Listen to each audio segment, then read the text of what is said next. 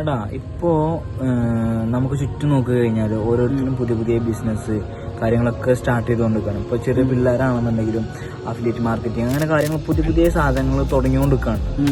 എല്ലാവരും എന്റർപ്രണേഴ്സ് ആവാൻ നോക്കുകയാണ്. അപ്പോൾ ഈ എന്റർപ്രണേഴ്സ് ആവണമെന്നുണ്ടെങ്കിൽ നമ്മളടുത്ത് കറക്റ്റ് ആയിട്ടുള്ള ക്യാപിറ്റൽ നമ്മളെ കയ്യിൽ വേണമെന്നുണ്ടോ ഒരു ബിസിനസ് തുടങ്ങാനായിട്ട്? ബിസിനസ് തുടങ്ങാൻ ക്യാപിറ്റൽ വേണ്ട, പക്ഷെ ബിസിനസ് റൺ ചെയ്യാൻ ക്യാപിറ്റൽ വേണം. മുന്നോട്ട് കൊണ്ടുപോകണമെങ്കിൽ നമ്മുടെ അടുത്ത് പൈസ വേണം. പൈസ ഇല്ലാതെ ചെയ്യാൻ പറ്റൂല. പൈസ ഇല്ലാതെ എങ്ങനെ നമുക്ക് ബിസിനസ് ചെയ്യാൻ പറ്റുക?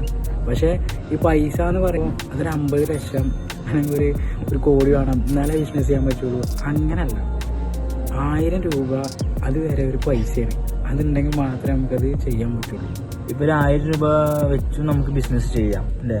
പറ്റും. അത് 1000 രൂപ ഒറ്റവട്ടം 1000 മാത്രം വെച്ചു അതിന് ചെയ്യാൻ പറ്റും. അങ്ങനല്ല.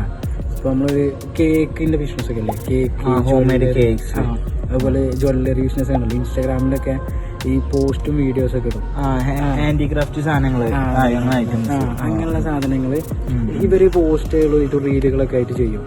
എന്നിട്ട് ഇവരെ പരിപാടി എന്താ വെച്ചാല് അതിലൂടെ എൻക്വയറി വരും.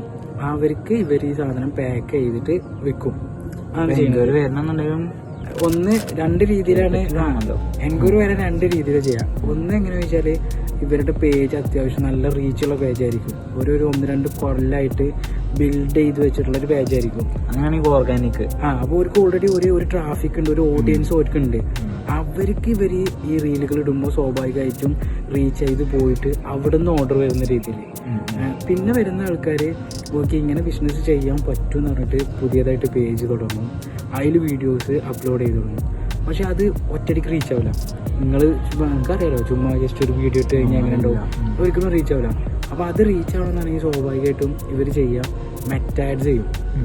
കുറച്ച് വീഡിയോസും പോസ്റ്റുകളൊക്കെ നല്ല രീതിയിൽ ഇവർ പേജിൽ ഇട്ടിട്ട് മെറ്റാഡ്സ് ചെയ്യാൻ ചെയ്യാം. പക്ഷേ ഈ മെറ്റാഡ്സ് ചെയ്യാൻ നമ്മുടെ അടുത്ത് പൈസ വേണം, ക്യാപിറ്റൽ വേണം. ഇപ്പോൾ ഒരുപാട് പേര് പറയും ഇങ്ങനെ നിങ്ങൾക്ക് ബിസിനസ് ചെയ്യാൻ പറ്റും, പൈസ ഒന്നും ഇല്ലാതെ ചെയ്യാൻ പറ്റും, നിങ്ങൾ ഇൻസ്റ്റാഗ്രാമിൽ ഇങ്ങനെ വീഡിയോ ഇട്ടാൽ മതി, വീഡിയോ ഇട്ടിട്ട് അത് റീച്ച് ആവും, നിങ്ങൾക്ക് അതിന് ഓർഡർ വരും എന്ന് പറയും. ഇത് കേൾക്കാൻ നല്ല സുഖമുള്ള പരിപാടിയായിരിക്കും. സെറ്റാണ്, നമുക്ക് ക്യാപിറ്റൽ ഒന്നും വേണ്ടല്ലോ, ഫോൺ നമ്മളെടുത്ത് പല ആൾക്കാരും ഇങ്ങനെ ഡിജിറ്റൽ മാർക്കറ്റിംഗ് വരും. ഇപ്പൊ പൈസ ഒന്നും ഇല്ലാതെ തന്നെ നമുക്ക് ആഡ് ചെയ്യാം. പക്ഷെ അവർക്കൊരു ഇത്ര എമൗണ്ട് കേൾക്കുമ്പോൾ ഒന്നും ഇതാവുക, അതിലൊന്നുണ്ട്, ഇത്ര എമൗണ്ട് വേണം അത് ചെയ്യാൻ. ഇപ്പൊ പല ആഡും കണ്ടു 1000 രൂപയ്ക്ക് നിങ്ങൾക്ക് ആഡ് ചെയ്യാം, 500 രൂപയ്ക്ക് വേണം നമുക്ക് ആഡ് ചെയ്യാം, ചെയ്യുന്ന പ്രശ്നമില്ല. പക്ഷെ അതല്ല, നമുക്ക് കറക്റ്റ് ആയിട്ടുള്ള ഓഡിയൻസിലേക്ക് എത്തിക്കുകയാണെന്നുണ്ടെങ്കിൽ കറക്റ്റ് ആയിട്ടുള്ള എമൗണ്ട് നമ്മൾ സ്പെൻഡ് ചെയ്യണം. സ്പെൻഡ് ചെയ്യാതെ നമുക്ക് ഒന്നും കിട്ടില്ല വെറുതെ. ഇപ്പൊ എല്ലാരും പറഞ്ഞു തന്നത് 1000 രൂപ 1500 രൂപയ്ക്ക് തരും, കിട്ടും, ആഡ് കിട്ടും. പക്ഷെ വെറുതെ ഒരു ആഡ് മാത്രമേ ഉണ്ടാവുള്ളൂ. അത് മനസ്സിലാക്കാൻ ഏറ്റവും സിമ്പിൾ സംഭവം എന്താ വെച്ചാൽ നമ്മളിപ്പോ ലുലുമാളിൽ പോകുമല്ലോ, നമ്മള് ലുലുമാളിൽ പോണില്ലേ, നമ്മൾ എന്തൊക്കെ അവിടെ നിന്ന് വാങ്ങിയിട്ടാ പുറത്തേക്ക് ഇറങ്ങല്. ലുലുമാളിന്റെ ഉള്ളത്തെ ഒരു ക്രൗഡ് എന്താ, പാർക്കിങ്ങിലൊക്കെ എന്താ വണ്ടികള്, അതിൻ്റെ ഉള്ളിൽ നമ്മളൊക്കെ എന്ത് വാങ്ങാൻ അതിൻ്റെ ഉള്ളിൽ കയറുന്നത്. ഇതേപോലെയാണ് ആഡ് ചെയ്യണതും. 500 രൂപയ്ക്ക് ചെയ്യാം, 1000 രൂപയ്ക്ക് ചെയ്യാൻ അറിയും, ചെയ്യാൻ പറ്റും. ഇതേപോലെ കുറെ ആൾക്കാർ ഇങ്ങനെ കയറിയിട്ട് ഇങ്ങനെ പോകും, ഇങ്ങനെ വന്നു പോകും. നമുക്ക് എന്താ വെച്ചാൽ നമ്മളടുത്ത് സാധനം വാങ്ങിക്കണം, ഇതിനല്ല നമ്മൾ ആഡ് ചെയ്യണത്. അതിന് ഈ 500 രൂപയ്ക്ക് ചെയ്യുക വളരെ റയറായിട്ട് ചില സാഹചര്യങ്ങളിൽ നമുക്ക് 500 രൂപയ്ക്ക് തന്നെ എന്ത് ചെയ്തിട്ടുണ്ടാവും, കറക്റ്റ് ഓഡിയൻസിൻ്റെ അടുത്തേക്ക് പോയിട്ടുണ്ടായിരിക്കും, നമുക്ക് ഓർഡർ വന്നിട്ടുണ്ടായിരിക്കും. ഇത് കണ്ടിട്ട് നമുക്കിത് കിട്ടും, നമുക്കും ഇതേപോലെ 500 രൂപയ്ക്ക് കിട്ടും എന്ന് പറയുന്നത്. പിന്നെ അങ്ങനെ കിട്ടണമെന്നുണ്ടെങ്കിൽ കസ്റ്റമേഴ്സിന് അത്രയും എൻക്വയറി നടത്തേണ്ട പ്രൊഡക്റ്റ് നമ്മുടെ കയ്യിലാണ്. ആളുകൾക്ക് നമ്മുടെ അടുത്ത് മാത്രമേ ഉണ്ടാവാൻ പാടുള്ളൂ, അല്ലെങ്കിൽ നമ്മുടെ അടുത്ത് 2-3 ആൾക്കാരുടെ അടുത്ത് ഉണ്ടാവാൻ പാടുള്ളൂ. ഇങ്ങനെയാണെങ്കിൽ ചെയ്യാൻ പറ്റും. അല്ലാതെയാണെന്നുണ്ടെങ്കിൽ നമുക്ക് നല്ല എൻക്വയറീസും വരും, നല്ല സെയിലും നടക്കും, കുറഞ്ഞ എമൗണ്ട് സ്പെൻഡ് ചെയ്താൽ മതി. അതെ, ഇത് അല്ലാത്ത പക്ഷം ഒരിക്കലും കഴിയില്ല. അത് നമ്മൾ ഇതിലേക്ക് ഇറങ്ങുമ്പോഴാണ് നമുക്ക് മനസ്സിലാവുക.